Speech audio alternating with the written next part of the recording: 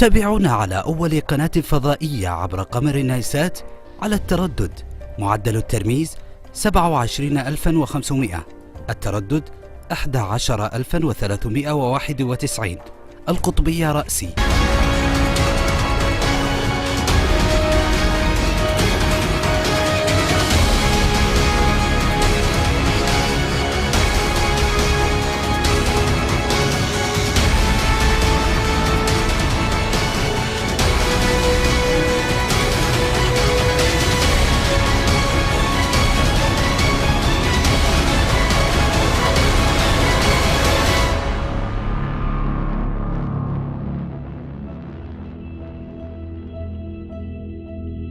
إن إيران الصفوية المجوسية ومنذ قديم الزمان تحيك وتنفذ المؤامرات الدنيئة على الحرمين الشريفين، وحادثة التدافع في مجعر منى في حج هذا العام أكبر دليل، حيث إنه وقبل أن يفيق الجميع من هول الصدمة يجن جنون إيران المجوسية الصفوية، وتشير إلى تقصير المملكة العربية السعودية، وتشير أيضا إلى وجود قتلى إيرانيين بين الحجاج.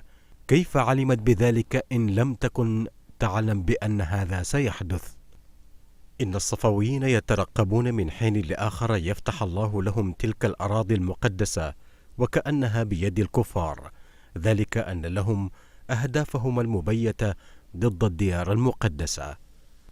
فلنرجع بالذاكرة قليلا إلى الوراء ونذكر بجرائم الفرس الصفويين في أقدس بقعة على وجه الأرض في عام 1407 للهجرة، يتظاهرون في أطهر بقعة على وجه الأرض. أبوا إلا أن يعكروا صفو هذا الأمن والاستقرار الذي تنعم به هذه البلاد الطاهرة، فقام هؤلاء المخربون بأعمال غوغائية ومظاهرات صاخبة راح ضحيتها عدد من حجاج بيت الله الحرام ورجال الأمن السعودي والمواطنين. هذا وقد صدر عن وزارة الداخلية مساء 7 من شهر ذي الحجة عام 1407 هجرية البيان التالي، استكمالا لما أعلنته وزارة الداخلية على لسان مصدر مسؤول حول أحداث المسيرة الإيرانية، وإيضاحا لمزيد من التفاصيل عن وقائع الممارسات الغوغائية والأعمال التخريبية التي ارتكبها الحجاج الإيرانيون بعد عصر يوم الجمعة الموافق ل6 من ذي الحجة عام 1407 هجرية في ساحة المسجد الحرام. تعلن وزارة الداخلية ما يلي: أولا، قامت تجمعات من الحجاج الإيرانيين بتشكيل مسيرة صاخبة أشاعت الفوضى والاضطراب بين حجاج بيت الله، وأوصدت منافذ الطرقات وعرقلت مسالك المرور، وحالت دون تمكن الحجاج والمواطنين ساعات طويلة من الانطلاق إلى مصالحهم وشؤونهم، كما أفسدت على الطائفين والقائمين عبادتهم في المسجد الحرام.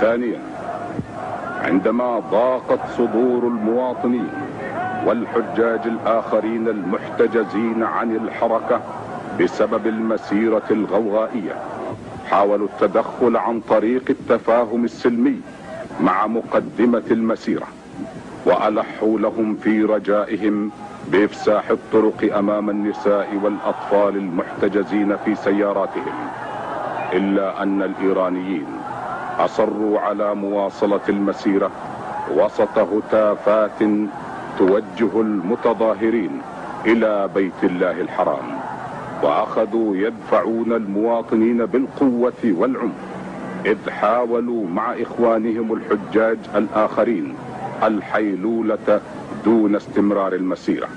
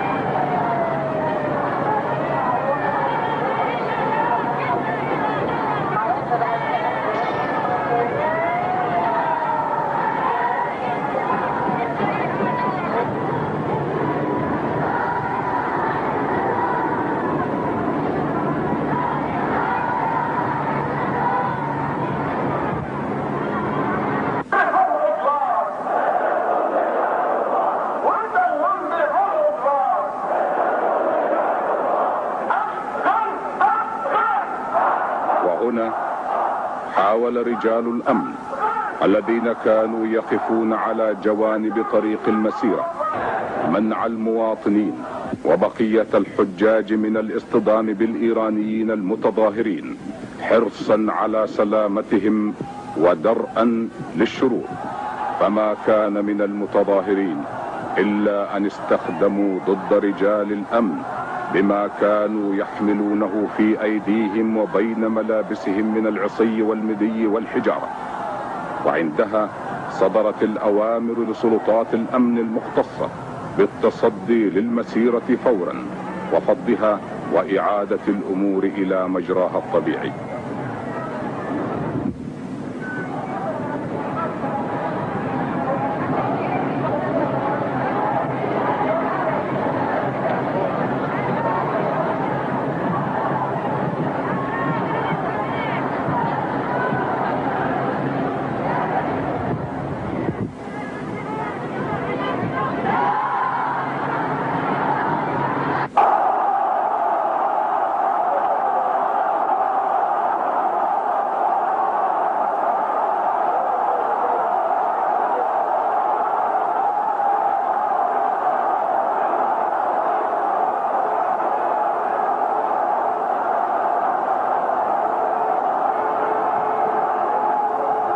ثالثا،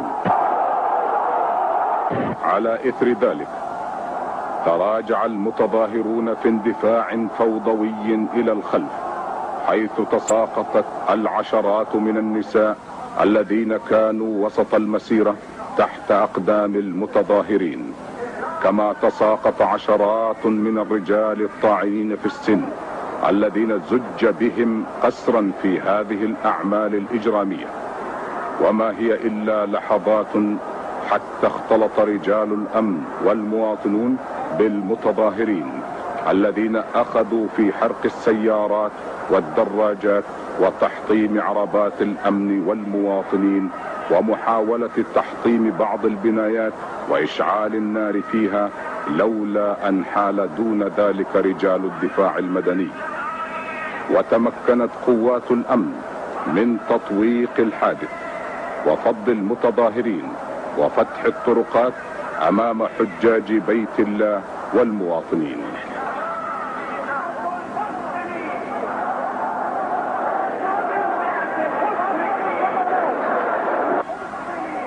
أثبتت التقارير الأمنية والوثائق المسجلة صورة وصوتا أن أحدا من قوات الأمن أو المواطنين لم يطلق طلقة واحدة على أي حاج إيراني، بل إن الذي ثبت فعلا هو أن عددا من رجال الأمن والمواطنين قد أصيبوا في أمعائهم وصدورهم بواسطة سكاكين كان يخبئها الإيرانيون.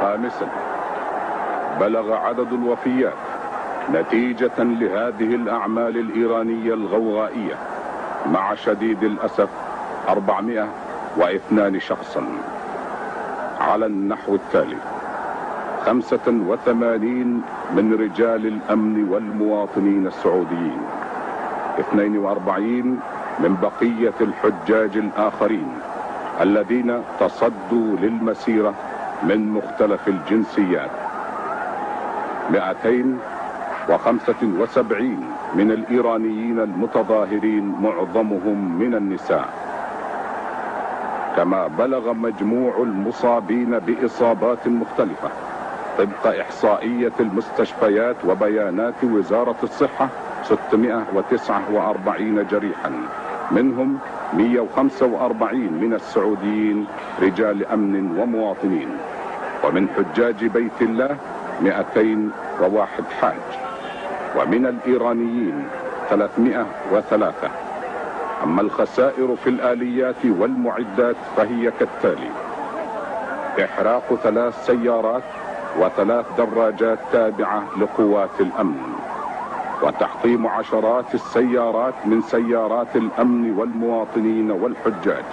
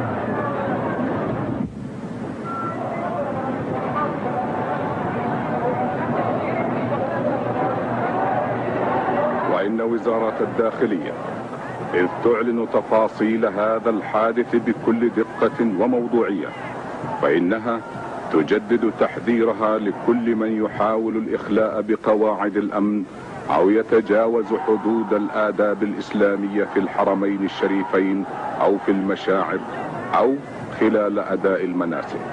كما تطمئن حجاج بيت الله الحرام لأننا ساهرون على أمنهم وراحتهم بكل ما نملكه من طاقات وإمكانات، ونسأل الله أن يحفظ على هذا البلد وأهله الأمن والاستقرار.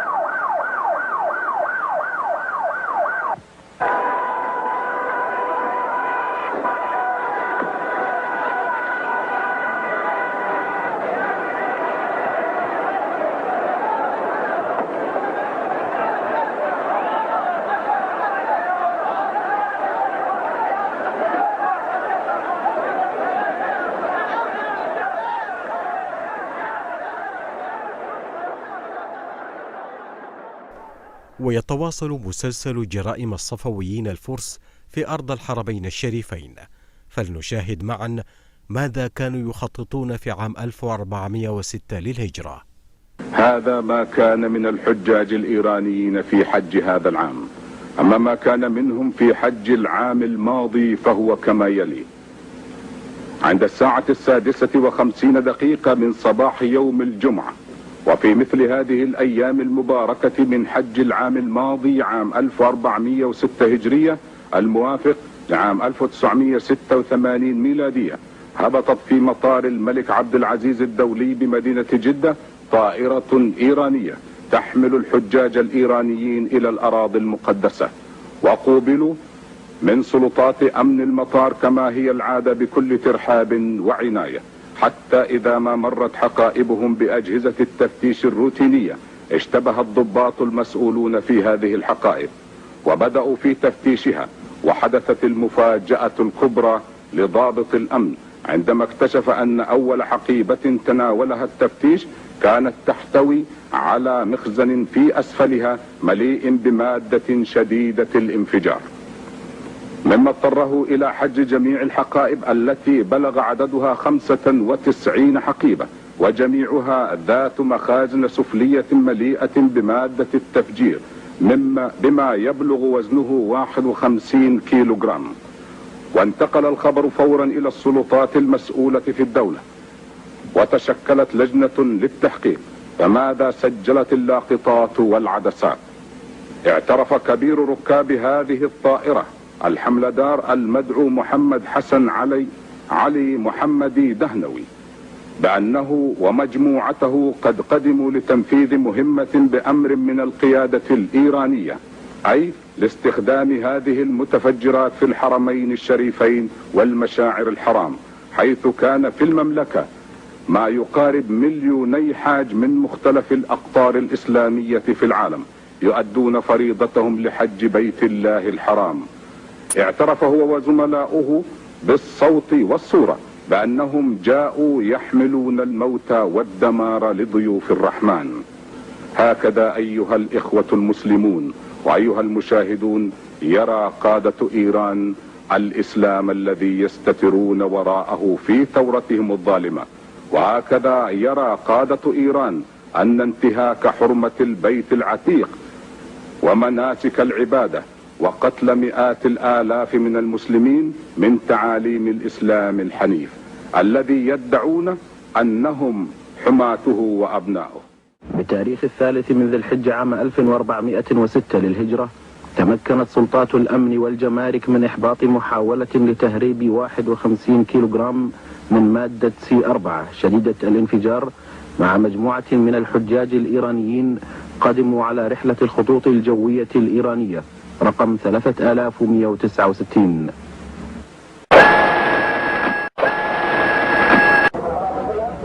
تبدأ الإجراءات الأمنية منذ وصول الحجاج إلى أراضي المملكة، حيث يقوم رجال الجمارك بفحص أمتعتهم للحيلولة دون وصول الممنوعات وتسربها إلى داخل البلاد. مهمة رجل الجمارك الدقة في العمل وضبط الممنوعات قبل دخولها البلاد. عند وصول العفش الإيراني بدأت بتفتيش أول شنطة تفتيشا دقيقا وإخراج محتوياتها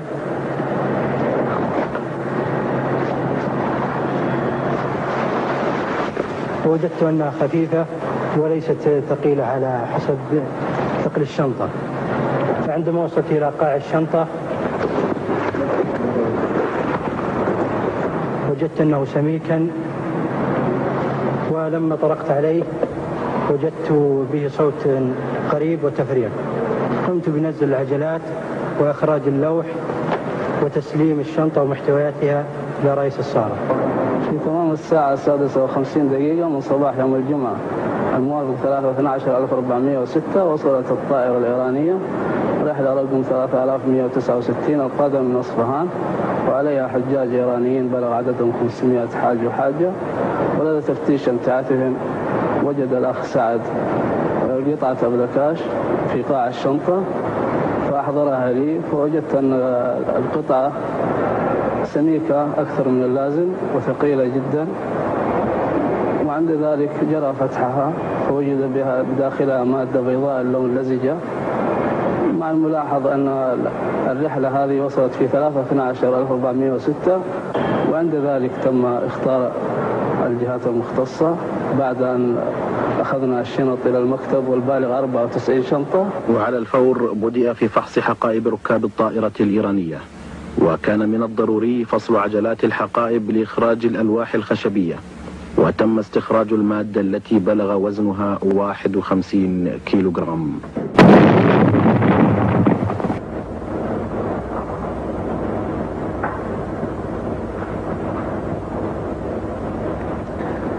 هذه المادة عبارة عن مادة C4، وثبت بتحليلها أنها تحتوي على مركب RDX المسمى سايكلوترايميثيلين تراينيترامين، وهذه المادة تندرج تحت فئة المتفجرات العسكرية البلاستيكية شديدة الانفجار.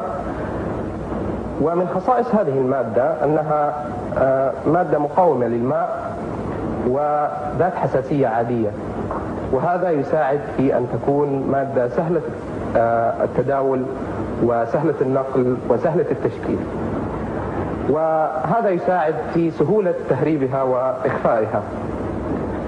في هذه الحالة تم فرد العجينة المحتوية على هذه المادة في ألواح خشبية مجوفة، ثم تم تغطيتها بلوح آخر، وتم لصق اللوحين بمادة لاصقة، ثم تم تثبيت اللوح بأكمله في قاع الحقيبة، وتم تثبيت عجلات الحقيبة في هذا اللوح الخشبي لإعطاء مظهر عادي أو طبيعي للحقيبة حتى لا يؤدي ذلك إلى الاشتباه فيها. هذه المادة تسمى C4، وهي من المواد الشديدة الانفجار، وهذه المادة تعتبر من المواد العسكرية التي لا يمكن الحصول عليها تجاريا، فهي تصنع في المصانع الحربية. نظرا لقوة هذه المادة فإنها تستخدم في أعمال النسف والتدمير من قبل المخربين. لو استخدمنا 1 كيلو من هذه المادة لنسف سيارة فإنها كافية لإحداث أثر تدميري في هذه السيارة، وسوف تخلف وفيات بما يعادل نسبة 85% في دائرة قطرها 10 متر، وسوف تحدث خسائر وإصابات خارج هذه الدائرة نظرا للشظايا المتطايرة من هذه السيارة.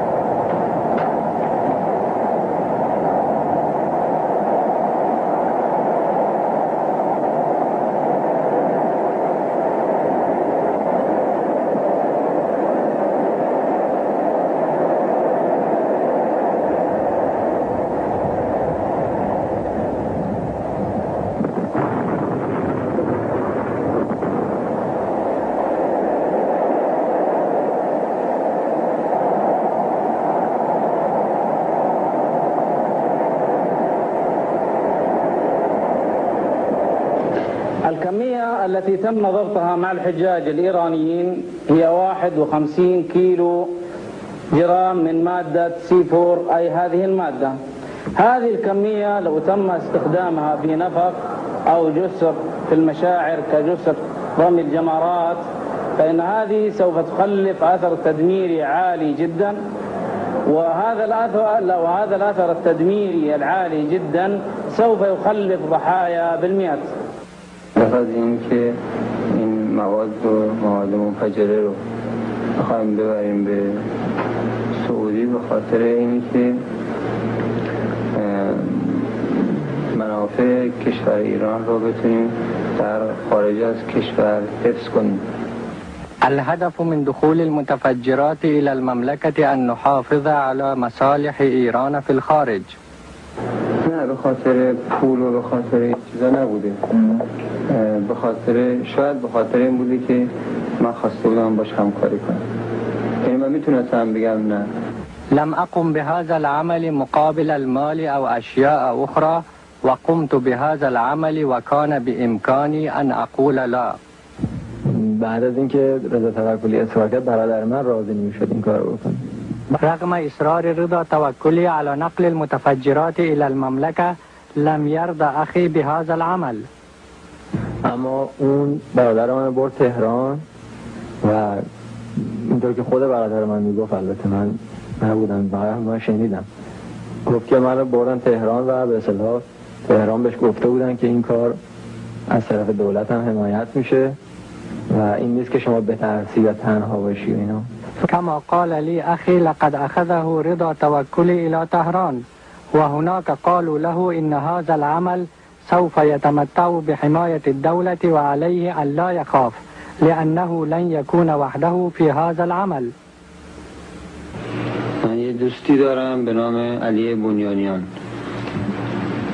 این دوست من که اسمش علی بنیانیان هست، یکی از دوستان خودش رو به نام رضا توکلی به من معرفی کرد و من با رضا توکلی من ساک‌های حجاج رو تحویل رضا توکلی دادم و رضا توکلی این مواد رو تو این ساک‌ها قرار داد و منم آوردم اینجا. لي صديق اسمه علي بنيانيان وهذا الصديق عرفني بأحد أصدقائه ويدعى رضا توكلي. سلمت شنط الحجاج إلى رضا توكلي ورضا توكلي هو الذي وضع هذه المواد المتفجرة في شنط الحجاج وأنا أتيت بها إلى هنا. اول که خب نیامد بیرون، ولی بعد که آخر دست که یه مأمور سعودی هم دنبالش بود اومد بیرون، تا من بعد از سلام علیکم اینا گفته چرا ساکا ما رو برگردوندن؟ گفتم والا من نمیدونم. وقت بعد گفت که رضا توکلی رو ندیدی؟ گفتم نه. عندما شاهدت أخي بصحبة موظف سعودي سلم علي وقال إنه لم يتسلم الشنط ثم سألني هل رأيت رضا توكلي؟ قلت لا. بعدش گفت که اگه یه وقت رضا توکلی رو دیدی جریان بهش بگو که ساکا رو به اصطلاح فهمیدن و گرفتن. ثم قال لو رأيت رضا توكلي أخبره بما حدث وأنهم اكتشفوا ما في الشنط وأخذوها. رضا توکلی یکی جوی که خودشون معرفی کرد، گفت من یکی از اعضای سپاه پاسداران انقلاب هستم و بعد ایشون توضیح داد که اگر شما که مدیر کاروان هستی بتونی یه مقداری مواد منفجره از طریق وسایل حجاج مثل ساکشون به کشور عربستان سعودی ببریم و من اونجا خودم قبل از شما هستم و این مواد رو از شما تحویل میگیرم و ما میتونیم، یعنی ایشون گفت که من بعد از طریقایی که میدونم این مواد رو در مثلا اون جاهایی که باید بره میفرستم استفاده بشه. رضا توكلي كما عرف نفسه لي قال إنه من أفراد الحرس الثوري وحسب ما وضح لي أنك بصفتك كمدير القافلة تستطيع إدخال المواد المتفجرة إلى المملكة العربية السعودية عن طريق الحجاج في شنطهم وسوف أكون هناك قبلك وأستلم هذه المواد المتفجرة منك ونحن سوف نستخدمها بالطريقة المناسبة. من فکر می‌کنم که بعد از اون جریان که به اصطلاح لو رفته باشه اصلا شاید به ایران نیامده باشه و یا اگر هم اومده به یه صورتی بالاخره بردندش ایران یا جای دیگه، به هر حال یا مثلا تو سفارتی، یا اگر اینجا باشه که جایی نمیتونه باشه یا در سفارت احتمالاً باشه یا اینکه اصلا نیامده ایران، وقتی که فهمیده دیگه اصلا نذاشتن بیاد. أعتقد أن رضا توكلي لم يحضر من إيران بعد اكتشاف الأمر أو أنه حضر ثم أعادوه إلى إيران أو أخرجوه إلى مكان آخر ويحتمل أيضا أن يكون في السفارة. این سایت تو ایران درست شده، منم حمله‌دار ایرانی هستم، ظاهر ایرانی اومده، هواپیما از ایران اومده، اینا همه واضحه، یعنی هیچ پوشیده‌ای نیست. بس این که اونا ایران چه مقصدی داشته رو خبر ندارم. من میگم شما با دولت ایران بپرسید. هذه الشنطة صنعت في إيران وأنا حملدار إيراني والحجاج إيرانيون والطائرة إيرانية جاءت من إيران. هذا كله واضح لا خفاء فيه. ما هو هدفهم من ذلك لا أعرف.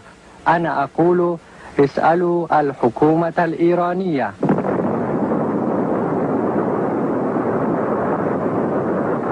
وبعد أيها المشاهدون الكرام، فهذا ما كان من إيران في العام الماضي وما كان منها في هذا العام، وهذا ما قابلت به المملكة العربية السعودية هذه الجرائم النكراء. ولا يتوقف الفرس المجوس عن حقدهم لبلد الحرمين الشريفين، وهذه واحدة من جرائمهم يقوم بها حزب الله الكويتي عندما قام بتفجير نفق المعاصم، واعترفوا شرعا بأن التخطيط والدعم من النظام الإيراني. أقسم بالله العظيم أن أقول الحق وليس غير الحق. أنا منصور حسن عبد الله المحمي، كويتي الجنسية من أصل الكويت، وعمري 32 سنة، وديانتي شيعي، وعملي معلم في المرحلة الابتدائية في مدرسة ابن حجر العسقلاني في منطقة الرقة، وسكني هو منطقة الرميثية، قطع 3 شارع 30 منزل 10. دوري في العملية هو دور المشرف العام، وبدأت الفكرة في الكويت عندما استدعاني محمد باقر المهري رئيس الحزب في الكويت، وقال لي بأن لتحقيق رغبة المسؤولين في الحكومة الإيرانية طلب مني أن أقوم تكوين خلية للقيام بعملية تفجيرات في مكة، وقال لي بأن الهدف من هذه العملية هو لزعزعة الأمن في المملكة والإثباتها بأنها غير قادرة على إدارة شؤون الحج، وأيضا لإثارة الرعب بين الحجاج. وأيضا طلب مني محمد باقر المهري أن أقوم بالاتصال بشخصين إيرانيين اللي كانوا يدعون بأنهم يعملون في السفارة الإيرانية، وهما صادق علي رضا ومحمد رضا غلام، على أساس أن يقومون بتزويدنا بالمواد المتفجرة. وفي يوم 22/6/1989 ميلادي الموافق 19 ذو القعدة 1409 هجري، بعد صلاة الفجر ذهبنا إلى مقر السفارة الإيرانية أنا وعبد الوهاب بارون وعبد العزيز شمس لنستلم المواد المتفجرة من الباب الخلفي للسفارة، وفعلا استلمنا هذه المواد. وفي يوم 4 ذي الحجة ذهبنا أنا وعلي كاظم إلى المواقع لمسح المواقع وتحديدها، وهي حول الحرم المكي، وتحديد المواقع وللمجموعات المشاركة. طبعا قبل لا نخرج من مقر السكن قام عبد العزيز شمس بتفصيل النهائي، وطبعا أثناء الخروج من مقر الحملة إلى المواقع وأنا كنت أحمل الأكياس اللي فيها المواد، كانت 4 وضعتها في سيارة الهاب لوري، وذهبنا إلى المواقع ووقفنا في الأماكن المحددة لنا اللي حددناها. ذهبت كل مجموعة إلى الموقع اللي حول الحرم لتنفيذ المهام اللي سوف يقومون بها. أقسم بالله العظيم أن أقول الحق وليس غير الحق. اسمي حسن عبد الجليل حسين محمد الحسيني، جنسيتي كويتي الجنسية، متزوج ولي 4 أبناء، أعمل مدرسا في أحد المدارس في دولة الكويت، مذهبي شيعي، وسني 37 عاما. بالنسبة لالتحاقي بخلية حزب الله تمت قبل عام تقريبا، والذي حثني على الانتماء إلى هذه الخلية هو منصور المحميد وعلي عبد الله كاظم. أوضحوا لي بأهمية الالتحاق بهذه الخلية، وأنها هذه الخلية ستكون في خدمة الإسلام والمسلمين. أدى دوري في هذه الخلية أن أكون واعظا دينيا للشباب. كنا نجتمع في جمعية الثقافة الاجتماعية عن حزب الله ودور حزب الله في العالم ودور حزب الله في المجتمعات التي نعيشها، وأننا نقدم الخدمات سواء كانت اجتماعية أو غيرها سياسية أيضا، وأن لا نتأخر في خدمة هذا الحزب لأي شيء. فتحنا منصور المحميد لأنه ستقوم المجموعة بتفجير في مكة المكرمة بخدمة طبعا حزب الله. اقتنعنا بهذا الأمر، ذهبت إلى منصور المحميد وأخذت العبوة منه، وذهبت إلى مكان مخصص لي ووضعت العبوة، ثم رجعت إلى الحملة بعد انتهائي من العملية. أقسم بالله العظيم أن أقول الحق ولا شيء غير الحق. اسمي عبد العزيز حسين علي محمد شمس، كويتي الجنسية، وعمري 20 سنة، وأعمل طالب في جامعة الكويت في كلية الهندسة قسم الهندسة الكهربائية، وأسكن في الرميسية قطعة 1 شارع الناصر المبارك منزل 94، وديانتي مسلم شيعي. كنت على معرفة بشخص كويتي يدعى عباس عبد الرسول المسوي، وهو مقيم الآن في إيران، حيث جندني قبل 2 تقريبا لصالح حزب السائرون على خط الإمام الخميني أو المتفرع من حزب الله، وعرفني بعد ذلك على شخصين الإيرانيين اللذين يعملان في السفارة الإيرانية بالكويت، وهما محمد رضا غلوم وصادق علي رضا. تعرفت عليهما، زادت علاقتي معهما، وجندت معهما في حزب السائرون على خط الإمام الخميني. قد كلفوني هذين الشخصين في عام 1988 بإدخال مواد متفجرة من نوع مادة TNT تهريبا إلى داخل المنطقة الشرقية في المملكة العربية السعودية. كلفني منصور المحميد وطلب مني بأن أكون أحد الأعضاء ومن ضمن المشاركين في عملية تفجيرات التي تمت في مكة المكرمة في موسم حج عام 1409 وفي مساء يوم 7 من ذي الحجة. اسمي عبد الوهاب حسين علي بارون، كويتي الجنسية من أصل إيراني، عمري 22 سنة، شيعي، مدرس في المرحلة الابتدائية في مدرسة في الجهرة. أسكن في ضاحية عبد الله السالم قطعة 2 شارع مان بن زايدة منزل 22. في بداية دخولي إلى منظمة السائرون على خط الإمام، وهي المتفرعة من منظمة حزب الله، كان كلمني عنها منصور المحميد منذ يناير 1989. كلمني الأخ منصور وقال لنا أنا أبيك تدخل معنا في منظمة السائرون على خط الإمام المتفرعة من حزب الله، لأن هذه منظمة تخدم أهداف الشيعة وتخدم أهداف الشيعة في الكويت، واللي توصلنا بالنهاية إلى زمام الحكم في الكويت والسيطرة على زمام الحكم في الكويت.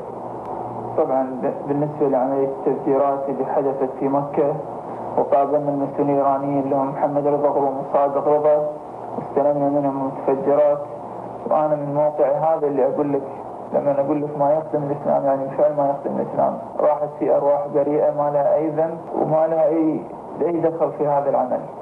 الهدف من هذه العملية هو زعزعة الأمن في الحج والبلبلة فيه، وإشعار الآخرين بأن المملكة ما لها قدرة في إدارة الحرمين الشريفين، والعدم حضور الإيرانيين للحج.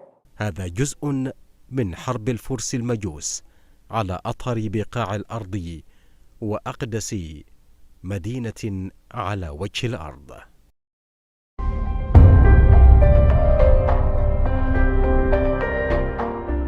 تابعونا على أول قناة فضائية عبر قمر نايسات على التردد، معدل الترميز 27500، التردد 11391، القطبية رأسي.